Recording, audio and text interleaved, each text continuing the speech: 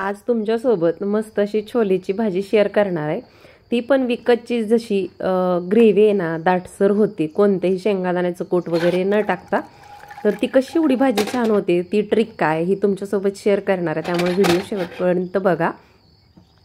आता सध्याला 250 ग्रॅम जे छोले आहेत ते रात्रभर भिजवून घेतले होते मी। त्याच्यामध्ये छोले बुडतील इतकंच पाणी मी टाकले आणि त्याच्यामध्ये थोडंसं मीठ आणि थोडीशी चिमटभर हळद टाकून ते छोले उकडायला टाकलेत।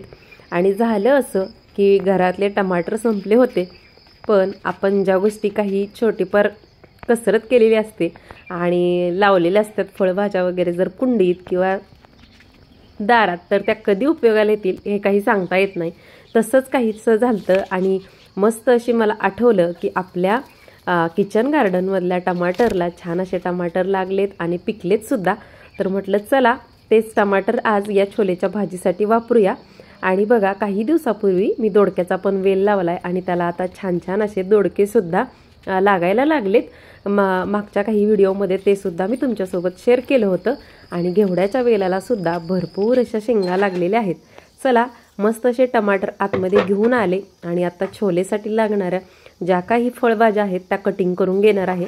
त्यातली सगळ्यात महत्त्वाची फळभाजी आहे ती म्हणजे पिकलेले टमाटर, त्याचबरोबर कांदा मीडियम साईजचा।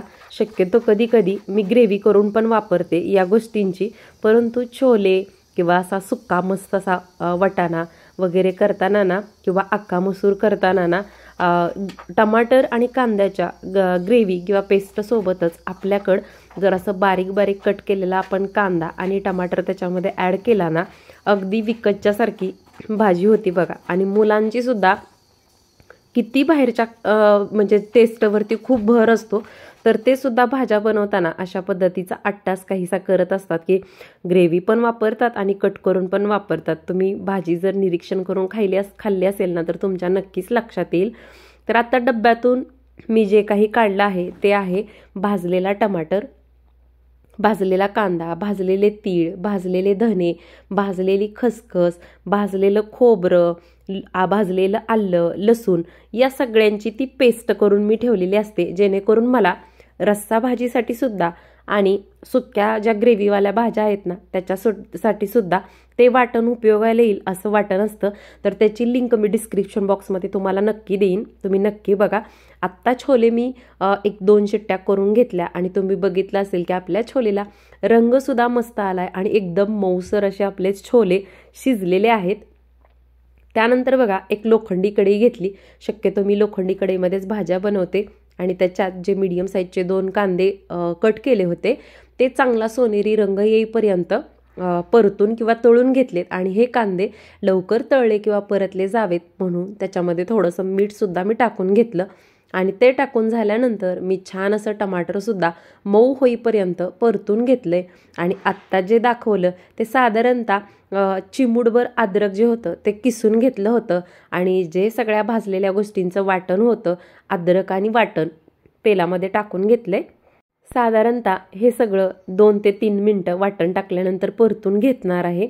आणि त्याच्यामध्ये आणखीन छान अशी चव यावी म्हणून घरीच बनवलेली धनेची पूड जी आहे ती मसाल्याच्या डब्यातला 1 चमचा टाकून घेतली आहे। चवीपुरतं काळं तिखट जे आहे, म्हणजे तिखट आणि मीठ ही प्रत्येकाची आवड वेगवेगळी असते, तर तुम्ही तुमच्या आवडीनं टाका। तर काळं तिखट आणि छान आपल्या भाजीला रंग यावा म्हणून विकतची जी बेडगी मिरचीची पूड किंवा लाल मिरचीची एव्हरेस्टची पूड असते ना, तीच अर्धा चमचा मसाल्याच्या डब्यातला टाकली।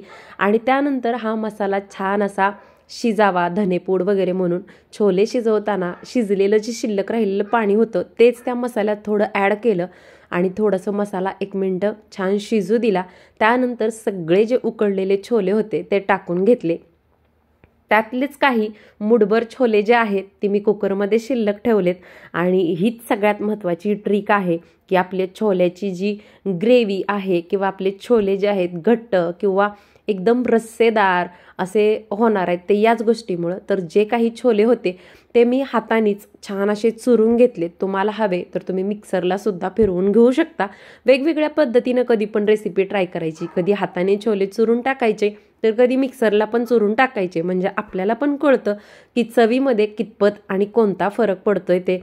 तर जी काही छोले भटुरेसाठी वगैरे बाहेरची छोल्यांची भाजी बनते ना, तर ती अशाच पद्धतीनं बनते. फारसं वेगळं काही असं नसतं. आणि बघा, मुलं ते आवडीने खातात, तर आपण पण असं थोडंसं भाजीला त्या पद्धतीनं रंग यावा, त्या पद्धतीनं टेस्ट यावी म्हणून जेवढे आपण घरगुती मसाले वापरून या भाज्या बनवू ना, तेवढंच आपल्या घरातल्यांच्या हेल्थसाठी, आपल्या स्वतःच्या हेल्थसाठी छान आहे. आणि बघा, सगळे अँगल चेक करून मी ही छोलेची भाजी तुम्हाला दाखवते, की जेणेकरून याचा रंग तुम्हाला व्यवस्थितरित्या दिसावा यासाठी. तर कशी वाटली आजची ही छोलेची भाजी हे कमेंट बॉक्समध्ये कमेंट करून मला नक्की सांगा. आणि आवडली तर ही रेसिपी नक्की एकदा तुम्ही ट्राय पण करा. त्यानंतर बघा, फर्निचर चालू आहे हे दिवाळीच्या अगोदर मी तुम्हाला सांगितलंच होतं. आणि दिवाळीच्या अगोदरच हा बेड वगैरे सगळं बनवून झालेलं आहे. या रूमची म्हणजे बेडरूमची टूर आहे ना, ती लवकरच मी तुमच्यासोबत शेअर करणार आहे. परंतु अजून ड्रेसिंग टेबलला जो मिरर आहे ना, तो बसवायचा राहिला आहे. मग मला तुम्हाला ही बेडरूमची टूर द्यायची, पण पूर्ण सगळी झाल्यानंतरच द्यायची आहे. कारण जे कपाट आहे त्यातलं सुद्धा दिवाळीच्या काही गडबडीत, कारण धनत्रयोदशी दिवशी हे सगळं माझं फर्निचर बनवून झालं होतं. त्यामुळं जे काही बॅग्समध्ये कपडे भरून ठेवले होते ते आहे असे फक्त मी कपाटमध्ये स्टोअर केलेत. ते आणखीन मला व्यवस्थित अरेंज करायचे आहेत आणि मिररसुद्धा बसवून घ्यायचा आहे. त्यानंतर या रूमची टूर मी नक्कीच तुम्हाला देईन. तर बघा, मस्त असं घरातली प्रत्येक गोष्ट हळूहळू जसं आपण घर सजवू ना, तेवढं घर सुंदर दिसायला लागतं. आणि एक एक गोष्ट होतीये ह्याचं एक मनाला, आपल्या मनात एखादी गोष्ट हवी आहे म्हणून सतत जी घोळत असते ना, आणि जसजशी ती गोष्ट पूर्ण होत जाते ना, तसतसं मनाला एक मानसिक समाधान लागत असतं. आणि बघा, जशी घराला पण स्वच्छतेची गरज असते ना, तसं माणसाच्या मनाला, माणसाच्या शरीराला सुद्धा स्वच्छतेची गरज असते. आणि खरं सांगू, घरातली स्त्री जेवढं आपलं घर नीटनेटकं ठेवण्याचा, स्वच्छ ठेवण्याचा प्रयत्न करते ना, तेवढंच आपल्या घरातल्या माणसांना सुद्धा घरात एक पॉझिटिव्ह वातावरण मिळतं. आणि बाहेर गेलं ना, तर कधी आपल्या घरी जाईन हे ओढ लागते, केव्हा लागते माहिती आहे का? जेव्हा आपलं घर स्वच्छ, नीटनेटकं आणि टापटीपमध्ये असेल तेव्हा. तर बघा, तुमच्याशी गप्पा मारत मारत मस्त असं, मुलं म्हटलं की घरात इकडं तिकडं दिवसभर इकडल्या वस्तू तिकडं करतच असतात. तर गप्पा मारत मारत माझं इथं झाडून पण काढायचं चालू आहे. आणि म्हटलं चला, बेडरूम टूर तर फुल आपण नंतर देणारच आहे, पण कमीत कमी आपला बेड कसा झाला आहे हे तर आपल्या फॅमिलीसोबत शेअर करावं म्हणून तुमच्याशी हा व्हिडिओ आजचा छोटासा छानसा शेअर केला आहे. तुम्हाला जर माझे व्हिडिओ आवडत असतील ना, तर प्लीज लाईक करत जावा. चॅनलवरती नवीन असाल तर चॅनलला सबस्क्राईब पण करत जावा.